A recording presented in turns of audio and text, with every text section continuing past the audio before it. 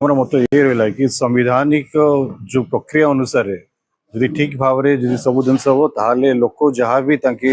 मत देवे जदि कहे आमको 3 मिलियन दरकार 3 मिलियन नब कहे 6 मिलियन दरकार 6 मिलियन नब जदि कहे आम खणी दरकार नहीं आम लोकर मत नहीं जहाँ से बाहर पब्लिक हियरिंग ताकू नहीं आम आगे बढ़ेबू यहाँ कांग्रेस पार्टी आम दल ये भितर ए कंपनी से सहित नहीं आम लोक सहित अच्छु सदाबले लोक सहित आम चाहूँ जो पब्लिक हियरिंग भी थाए सहीटा गोटे ठीक प्रोसेस रे करा जाओ ताकि जो गोटे चंपी रोचे गोटे जीसीडी हाईस्कल रायगड़ा रोचे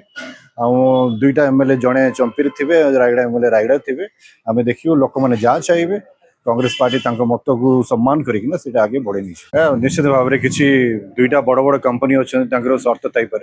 मात्र आम चाहूँ कि जो लोकर मत अच्छी किए अपोज कर किए सपोर्ट कर संविधानिक प्रक्रिया मध्य पब्लिक हियरिंग ठीक भाव में बाहर आसले आम जापर कि लोग कौन चाहते हैं सम्मान